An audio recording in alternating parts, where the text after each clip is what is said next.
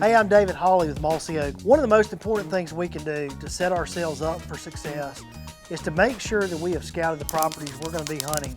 So one of the things I'm going to do when I start scouting is I'm going to try to find and identify my road systems throughout a property. I'm going to walk these road systems and I'm going to be looking for a couple different types of sign. The predominant one is going to be tracks. Gobbler tracks, you can really distinguish them because they're going to be a little bit longer toe. They're going to probably have a 4 or 5 inch middle toe, and then the others are going to be 3 inches on the sides. On hens, they're typically going to have an even length on their middle toe and their side toes. Jakes will be kind of size-wise in the middle, and they will have a little bit longer toe in the middle. I'm really trying to identify how many turkeys are utilizing these roads and these open areas that I'm finding these tracks. I'm also going to be looking for scat. Gobbler scat would be shaped kind of like a J. And what that kind of tells me is these are places that gobblers are feeding in. They may have hens in. There's a food source here. And so it's a place that I'm really going to be considering as a setup area because it's an area that they need to satisfy their food sources.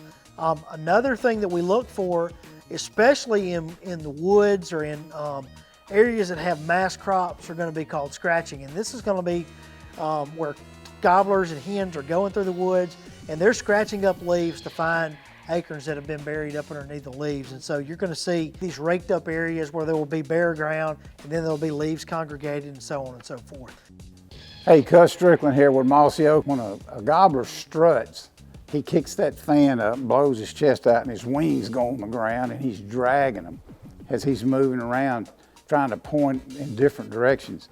And those wings will get flat. He'll just wear them off. The more he struts, the flatter the wings. You know, they won't have that point on them like a feather. They'll be flat on the end. Well, you can see that sign if you're looking for it.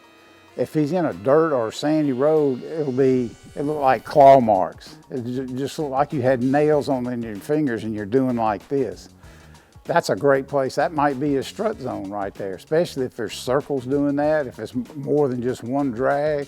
If there's a lot of those claws in the dirt or in the sand, could be a strut zone. A little harder to see in the woods, but you can tell where he's been flipping the leaves around. And again, you're looking for maybe a little elevated place. If he goes there in the middle of the day, it may be a shaded spot that's up high, maybe a lot of turkey sign around there. But his strut zone is where he's gonna spend a lot of time.